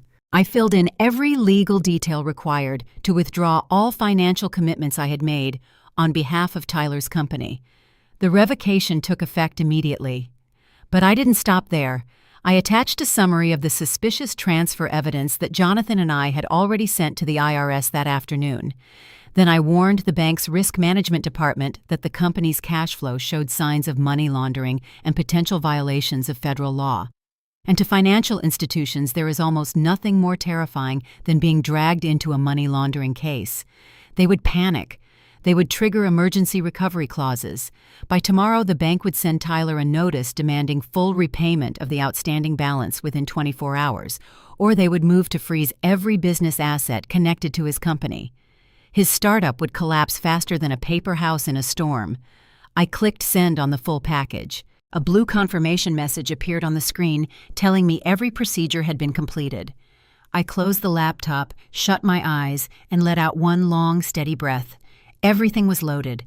The net had been cast. The Delaware Trust was protecting my house. The IRS was preparing to knock on Richard's door, and the bank was getting ready to tighten the noose around Tyler and his parasitic wife. I walked to the hotel window and looked down at the busy streets of Delaware at night. Golden lights stretched across the city, glowing against the dark. Out there, countless people were fighting to protect the things they loved, and me, I was fighting to destroy the very people who had used my love against me. They thought I was at home quietly cleaning the house, waiting to be thrown into a nursing home. They were enjoying vacations and lavish parties, completely unaware that the ground beneath their feet had already collapsed. A light, liberated smile touched my lips. The senile housewife had died in that living room yesterday. The woman standing here now was the one holding the financial power of life and death over the entire family. And tomorrow, when I returned home, the real judgment feast would begin. By Friday night of that week, the grand ballroom of Oak Creek Country Club was drenched in the glow of crystal chandeliers. Richard had rented the entire venue to host a lavish celebration for our 35th wedding anniversary. More than 100 guests had been invited, business partners, local power players, and of course, Chloe's circle of delusional social climbing friends. This party was not meant to honor our marriage. It was a final performance. A grand, polished stage play Richard had built to reinforce the image of a successful, honorable husband before filing for divorce and disappearing with his young mistress. I was wearing a dark blue silk dress Richard had instructed his assistant to buy for me. I stood quietly in one corner of the room, a glass of champagne in my hand, watching everything around me. Richard was dressed in a custom-made three-piece Italian suit, holding a glass of red wine as he laughed and mingled with bank executives. He looked more confident and radiant than ever. He truly believed that forged power of attorney had handed him complete control over our house, over life and death itself, as far as I was concerned. He had no idea that while he was toasting to his imaginary victory, his money laundering file and Tyler's was already sitting neatly on the desks of federal investigators. Then the clear clink of a silver spoon tapping against a crystal glass cut through the soft music. Every eye in the ballroom turned toward the center. Richard stepped onto the stage, his face glowing with false pride. He lifted the microphone and turned toward me with a tender smile so perfectly rehearsed it might have fooled anyone. Tyler and Chloe stood in the front row, arm in arm, performing the roles of loving children, proudly honoring their parents. "Ladies and gentlemen," Richard began, his voice deep, warm, and polished with practiced emotion. "Tonight we are gathered here to celebrate 35 years since I was lucky enough to marry the most wonderful woman in the world, Barbara, my devoted wife. The woman who stood quietly behind me and supported me through every rise and fall of my career. When I first began building my company from nothing, she was the one who tightened the household budget and took care of our family so I could chase my dream without fear. She never complained. She never demanded anything. She has been the strongest foundation of my entire life." Applause thundered through the ballroom. A few older women in the audience even lifted their hands to dab tears from their eyes, completely moved by the performance. Richard was acting beautifully. He praised my sacrifices with the most glittering words imaginable, while only days earlier he had called me a senile old woman and tried to force me into signing papers that would send me to a state nursing home. He spoke of loyalty, while the expensive Cartier bracelet still shimmered on the wrist of his 28-year-old mistress in her luxury riverside apartment. And I stood there smiling politely through the applause. They thought I was soaking in this false tribute. They thought I was a gentle sheep waiting obediently for the final knife. But I was not the sheep. I was the one holding the blade. I took a slow sip of the ice-cold champagne and felt the sharp burn slide down my throat. "Enjoy your spotlight while you can, Richard, because this would be the last speech you would ever give as a free man." And I was about to bring the entire stage crashing down with my own hands. The very last burst of applause for Richard's speech had barely faded when he stepped down from his little pedestal of glory. The warm smile on his lips vanished the second he turned his back on the crowd. He came straight toward me, grabbed my elbow, hard enough to make me wince, and marched me down the hallway toward a private guest room at the far end. Tyler and Chloe followed immediately behind us. The thick oak door slammed shut, cutting off the soft music and the clinking glasses outside. In an instant, the room dropped into a deadly silence. The perfect velvet curtain Richard had just hung in front of 100 guests had officially fallen. He released my arm and walked straight to the glass table in the center of the room. From the inside pocket of his expensive suit, he pulled out a neatly clipped set of documents. Then he threw them onto the table and let them slide toward me. There were no more sweet words about a devoted wife. No more fake gratitude. His voice now was cold and sharp as a blade. "Sign it, Barbara." Richard folded his arms across his chest, chin lifted in pure arrogance. "It's the divorce petition. I had my lawyer draft the terms as quickly and cleanly as possible. Everything has already been arranged. The house has been refinanced, and the company is carrying massive debt on paper. You remember that power of attorney you signed last week, don't you? That paper gave me full authority over all shared assets. In court, you won't get a single cent because legally we're bankrupt." Then he slipped a signed check out of his trouser pocket and dropped it beside the divorce papers. I looked down at the number. $20,000. "This is the last act of generosity I'm willing to offer you," Richard said with a sneer. $20,000 and your old car. That's enough for you to rent some tiny apartment on the outskirts and live out the rest of your confused little life. Don't bother trying to make this messy or hire a lawyer. You don't have the money, and you certainly don't have the mental capacity to fight me in court." Before I could say a word, Chloe stepped forward. She linked her arm through Tyler's, swinging her designer handbag lightly at her side, looking at me the way someone might look at a pile of trash waiting to be taken out. "Mom, start packing your things," she said in that rude, bratty tone of hers. "Tonight, Tyler and I are moving all your stuff into the storage room. I already ordered an imported bed set from Italy for that room, and it'll be delivered tomorrow morning. I do not want your senile old lady smell sinking into my luxury furniture. Just take Dad's $20,000 and get out of the house tomorrow. And if you don't leave on your own, I'll call the police and have you removed because you don't own this house anymore." Tyler stood beside his wife and gave a small, approving nod. He looked at the mother who had sacrificed the prime of her life for him with a face completely empty of compassion. not a flicker of remorse. Then he added that if I made things difficult, he would carry out his threat and send me to a state nursing home immediately. The three of them stood there together like a wall of cruelty and ingratitude. They thought $20,000 and a divorce petition were my final sentence. They thought I would break down, cry, and beg for mercy. Slowly I reached out and picked up the $20,000 check. The thin sheet trembled slightly between my fingers. I looked up at Richard's triumphant face, Tyler's arrogance, and Chloe's shameless contempt. I did not cry. The only thing I felt in that moment was the absolute stillness of someone about to press the detonator. I placed the check back on the table, smoothed it flat, and gave them a small, quiet smile. "Your performance was excellent," I said softly, "but now it's my turn to speak." I picked up the $20,000 check, then let it drift lightly back down onto the glass table. I did not cry. I did not scream or collapse the way they were clearly expecting me to.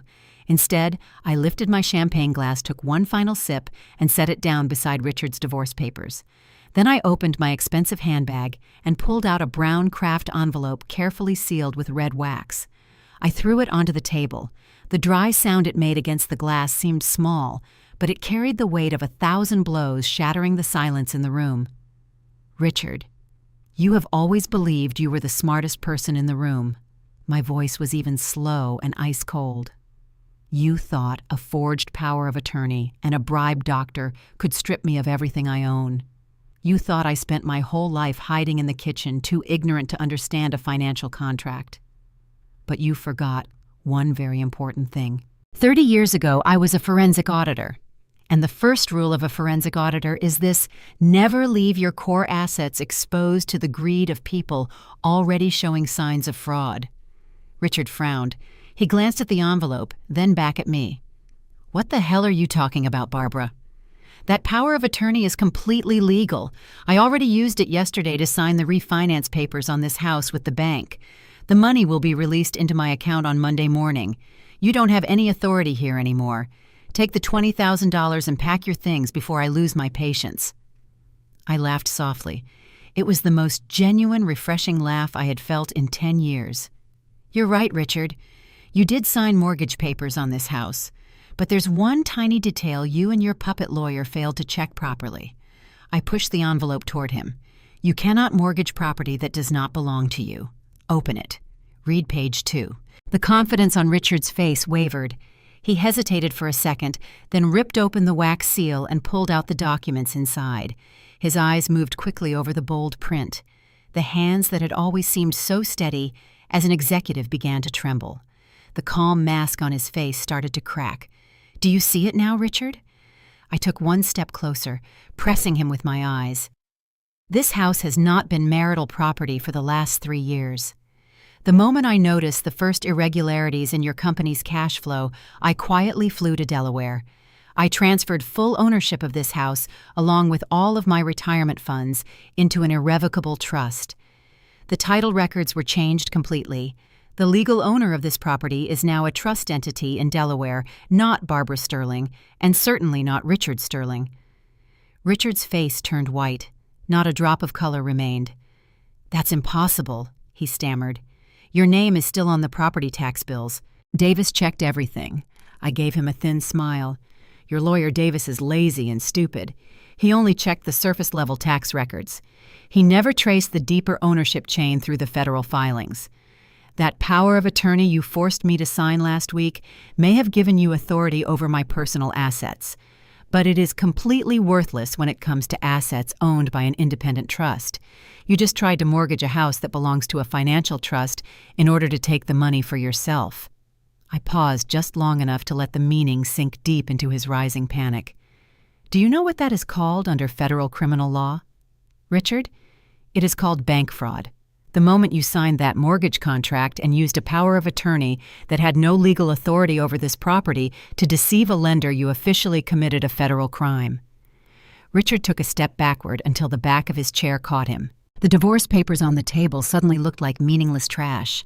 He opened his mouth to speak, but his throat had gone dry. No sound came out. The truth was crushing every fantasy he had built. "And how do you think the bank is going to respond?" I continued, pouring cold truth over the ruins of his pride. This morning, my attorney in Delaware sent formal notice to the Risk Management Division of the bank where you signed those papers.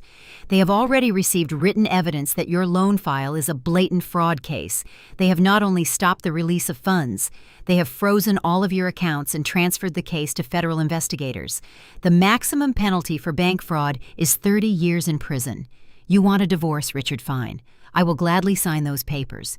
But you are not walking away with millions of dollars and flying to Hawaii with your young mistress.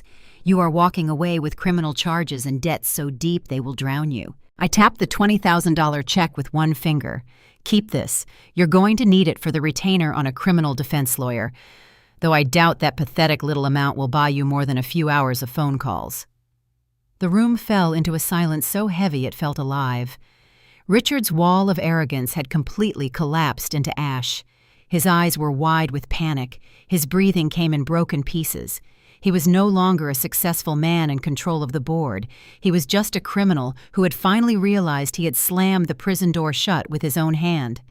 I straightened, smoothed the folds of my silk dress, and lifted my chin. The first blow had landed, and it had landed perfectly. But the night was not over yet. Slowly, I turned my head toward Tyler and Chloe. Now it was their turn to pay. I turned my eyes toward Tyler. My beloved son had been standing frozen in place the whole time, his face shifting from arrogance to utter confusion. He looked at his father, then back at me, desperately trying to cling to the last scraps of power he still believed he had. "You're lying," Tyler stammered. He took one shaky step forward, pointing at me with a trembling finger. "You can't do this. That power of attorney was notarized. Dad and I used it to transfer money legally into my company. You're just trying to scare us." I tilted my head slightly and looked at my 34-year-old son, a tech executive wrapped in a $1,000 suit, carrying an empty head and a rotten soul. "Tyler," I said calmly, "I once taught you that in business, you should never trust what you don't fully understand. Do you remember that day in the study when I was crying hysterically and my hand was shaking while I held the pen? You and your father were so arrogant, so drunk on your victory, that you had cornered an old woman and forced her into submission. You snatched that paper away without even bothering to check what I had actually written. I drew in the cold air of the room and kept going, each word as sharp as a blade. That signature was deliberately different from the legal specimen signature I registered with the federal banking system. I intentionally left off one stroke and widened the spacing between my first and last name. Any diligent bank employee, if they had examined it carefully, would have recognized it as a false signature. But your father's puppet lawyer stamped it anyway, turning a worthless scrap of paper into a tool of fraud. And do you know what the worst part is, Tyler? Tyler's face began to drain of color. He swallowed hard and took a step backward. I didn't give him a chance to speak. I pressed forward without mercy. When you use that fraudulent power of attorney to pull money out of my retirement account and transfer it directly into your startup under the label of investment capital, you cross the line from ingratitude into criminality. You mix that stolen money with the funds your father had already funneled through shell companies in Wyoming. And in the eyes of the IRS and federal investigators, that has a very clear name. I looked straight into his eyes. It is called money laundering. No. Tyler burst out, his voice cracking apart. No, that's not what it was. It was family money. I was only trying to save the company. The company, I let out a laugh, but there was no warmth in it at all. What company, Tyler? That empty fantasy with no real product. Did you really think I didn't know you were using my money to pay salaries to yourself and your parasitic wife while the two of you played dress-up in designer clothes? But you don't need to worry about maintaining that illusion anymore. I took one step closer. This morning, I sent in the revocation of my personal guarantee on your business loan, and I also forwarded the full evidence file showing your company's dirty money flow to the bank's risk management department. Tyler's mouth fell open. His eyes widened in pure horror. Banks do not tolerate money laundering, I said, my voice steady and merciless. They have already triggered emergency debt recovery. Every company account you had has been permanently frozen. They will seize all available assets and demand immediate repayment of the shortfall. At the same time, your file and your father's are already sitting on the desks of the IRS, No investor is coming to save you. No old ATM is stepping in to cover your debts anymore. You are officially bankrupt, Tyler. And you are going to prison. His legs seemed to lose all strength at once. The swagger, the arrogance, the contempt he had always worn when looking at his mother shattered into pieces right in front of me. He stumbled backward, caught the edge of the rug, and collapsed to the floor. The son who had once stood over me while I knelt picking up my scattered files was now the one on his knees at my feet. His hands grabbed desperately at the hem of my dress. His face was wet with tears. Mom Tyler sobbed, his voice small and pathetic, like a frightened 3-year-old child. "Mom, please save me. I'm sorry. I'm so sorry. I didn't know Dad was doing all of that. I was just doing what he told me. Please don't let them arrest me. Call the bank and take it back. Take the money back. I don't want the company anymore. Please, Mom. Please don't do this to me." I looked down at the trembling man at my feet. The heart of a mother should have broken at the sight of her son collapsing like that. But my heart was no longer a mother's heart. It was a block of ice. Slowly, I bent down and peeled his fingers off the silk of my dress, one by one. "It's too late, Tyler," I said softly. My voice was gentle and utterly merciless. The moment you stood there and watched your wife throw my memories out of that room, the moment you joined your father in calling me senile and threatening to send me to a state nursing home, you cut every bond between us with your own hands. I held his gaze as he cried beneath me. The mother who would have sacrificed everything for you died the night you called her an ATM. I straightened slowly. Now the only thing standing in front of you is a forensic auditor, and then I gave him the truth he had earned, and the law has no room for pity. I turned to look at Chloe. My fashionable daughter-in-law had been pressed against the corner of the wall this entire time. Even the expensive makeup on her face could not hide the sheer panic rising inside her as she watched her husband and father-in-law collapse in front of her. But the arrogance of a parasite who had lived too long off other people's money would not let her accept defeat quietly. She lifted her chin, smoothed back her curled hair, and started toward the door. Her voice was shaking, but she still tried to sound superior. She said she didn't care about this family's mess anymore. She was going to drive home and call her own lawyer. The moment her hand touched the doorknob, a wave of commotion broke out from the ballroom outside. Through the large glass panel of the room, I could see flashing blue and red lights splashing across the crystal walls of the country club. Something was happening in the VIP parking lot. Chloe frowned, yanked the door open, hurried into the hallway, and looked out through the tall front windows. I followed more slowly. Parked right outside the main entrance were 2 police cars, their lights spinning wildly. Behind them stood a large tow truck. Several recovery workers were skillfully fastening heavy steel chains beneath a gleaming white luxury SUV. It was Chloe's car, the limited edition Range Rover she had bought only a month earlier, the same car she had shown off in dozens of social media videos. "No." Chloe screamed so sharply it shattered the silence in the hallway. "My car. What the hell are you doing to my car?" She tried to run outside, but I spoke before she could take another step. My voice rang out clear and cold, echoing through that entire side of the hall. "Don't waste your time, Chloe. That car doesn't belong to you anymore. The bank has repossessed it." She spun around and stared at me like a trapped animal. She demanded to know what kind of twisted thing I had done. I smiled calmly and stepped closer. Then I told her the truth. The black credit card she had used to finance that vehicle was a supplementary card tied to my personal account. That morning, I had reported to the bank that the card was being used for unauthorized and fraudulent transactions. The bank had canceled it permanently and immediately moved to seize every asset purchased with that illicit funding source. The police were there simply to make sure the repossession went smoothly.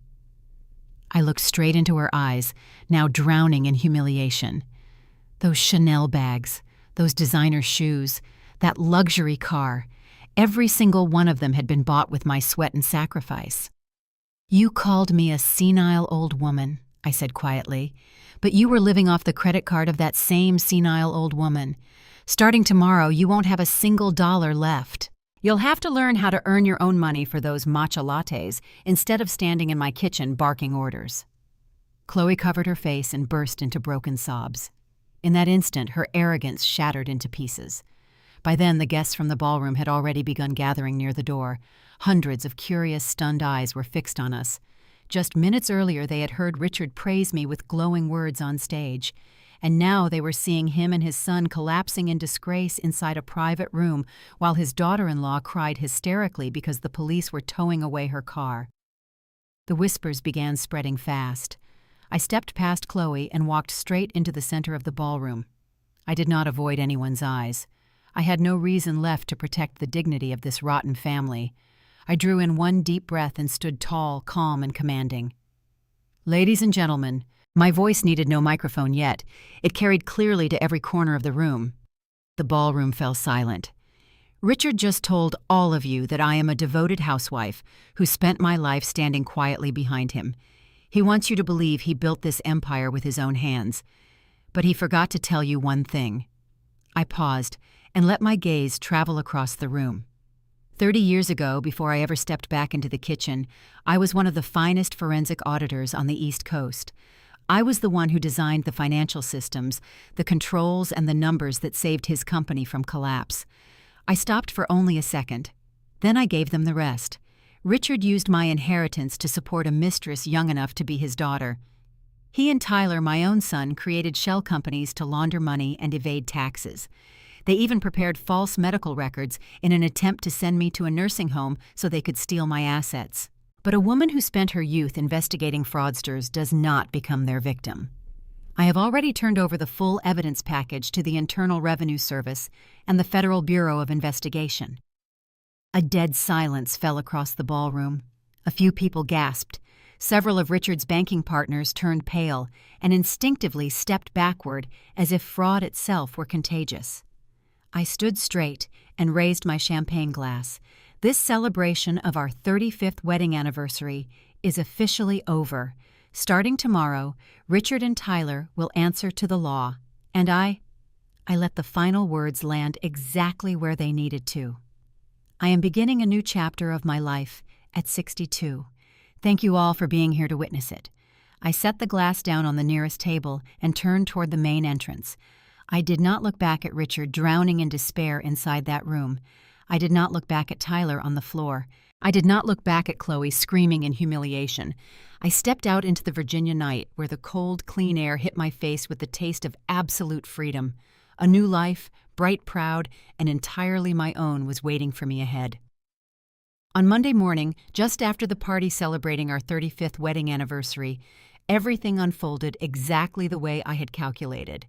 There are no miracles waiting to save fraudsters once the machinery of federal law has been set in motion. I was sitting in a small cafe downtown, sipping hot tea and scrolling through the morning news on my phone. At that very same moment, inside Richard's logistics company headquarters, a team of FBI agents and IRS investigators kicked in the glass doors of his polished office. They had not come to negotiate. They came armed with search warrants and orders to seize every server. Richard was handcuffed right at his desk in front of dozens of his own employees. The polished image of a successful businessman was stripped off him in an instant, leaving behind nothing but a pale, trembling 65-year-old man.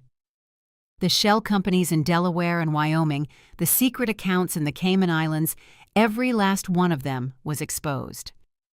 Even the power of attorney he had planned to use to rob me of my house became ironclad evidence in the bank fraud case against him. But the most pathetic part was not the fact that he was now facing criminal charges carrying up to 30 years in prison.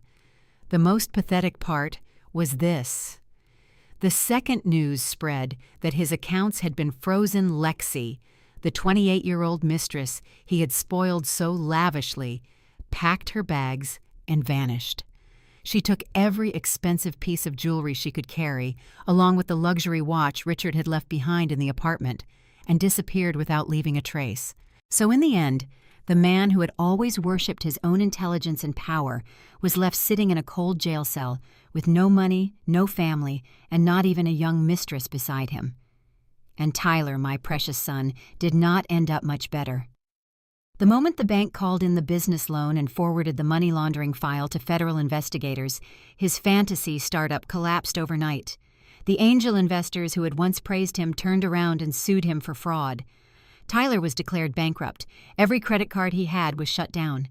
In a matter of days, he went from an arrogant tech executive to an unemployed man drowning in debt, carrying a suspended sentence for aiding money laundering. He called me dozens of times.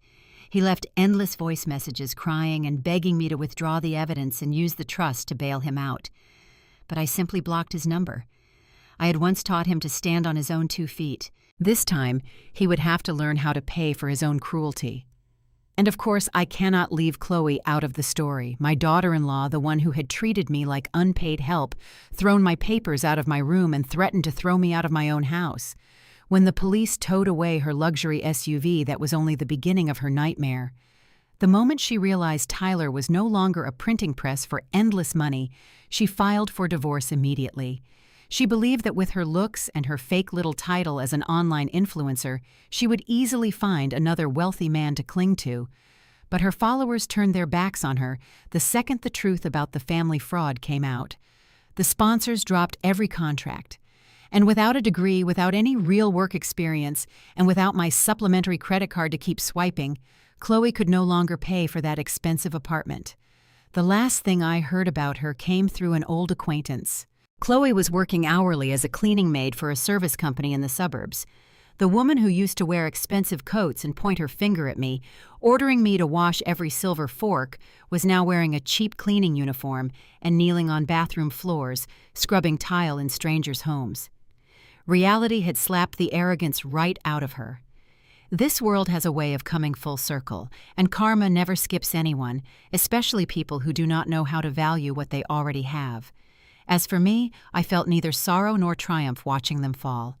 What I felt was something quieter, an emptiness so light it almost felt like peace, the kind of feeling you get after finally cleaning out a house that has been overflowing with garbage for years, and at last being able to breathe fresh air again.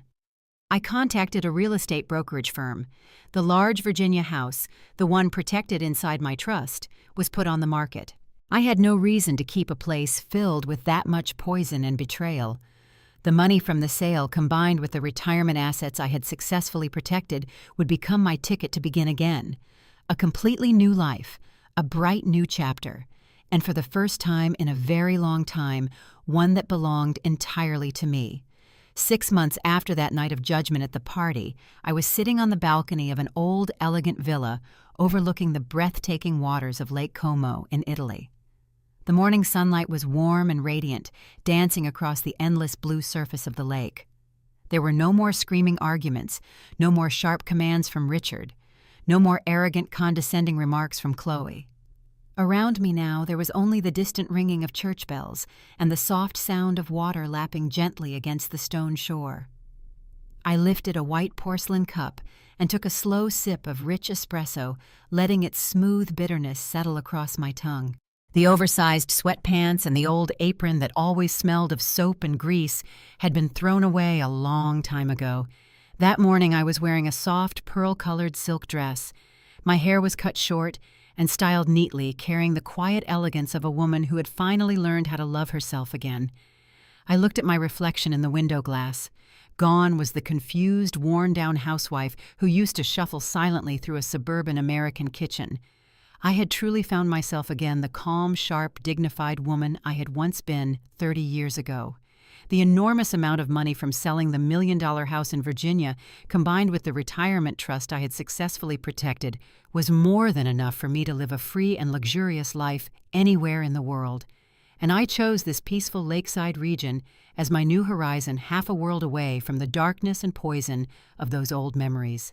Yesterday I received a short email from Jonathan, my attorney, updating me on the final outcome. Richard had officially been sentenced in federal court to 25 years in prison on multiple counts related to bank fraud and money laundering. He would spend the rest of his life behind cold iron bars. My son Tyler was now working night shifts at a roadside gas station, struggling to pay off the crushing debts left behind after the court declared him completely bankrupt. And Chloe, my delusional daughter-in-law, had been forced to delete all of her social media accounts after being publicly exposed for her fake lifestyle, and was now working as a cleaning maid. I smiled faintly and set my coffee cup down on the small wooden table. Then I drew in a deep breath, filling my lungs with the clean air of the Italian hills. For many people, 62 might seem like the downhill side of life, but for me, it had become the most brilliant beginning of all. Real life only begins when you finally have the courage to cut away the burdens that were never yours to carry. I did not win with tears. I won with preparation. And now I was going to savor every second of this freedom. If you're listening to this story right now and you're in your 50s, your 60s, or even your 70s, I want you to remember one thing very clearly. Your money is your money. The years of youth you gave away, the wrinkles at the corners of your eyes, the aches in your bones and joints, those were the price you paid to build security for your old age. So never let anyone, whether it's the husband who once slept beside you or the child you carried in your own body, use the word family as a weapon to steal that security from you.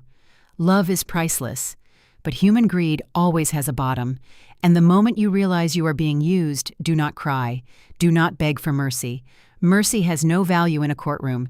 Defend yourself with the law, not with tears. Quietly gather your evidence. Find a good lawyer. Build strong trusts and legal protection around what is yours. Age does not make us weaker. It simply gives us more time to become sharper. That was my story. Now I want to ask you, what would you do if you were in my place? Would you sell the house and travel the world to finally enjoy your life? Or would you cut every ungrateful person out of your life for good? Share your story and your thoughts in the comments below. I read every single comment. And if this story gave you strength, don't forget to like, subscribe, and turn on the notification bell. I'll be back with even more satisfying comeback stories very soon. Thank you for listening. And always remember this, never let go of the key to your own life.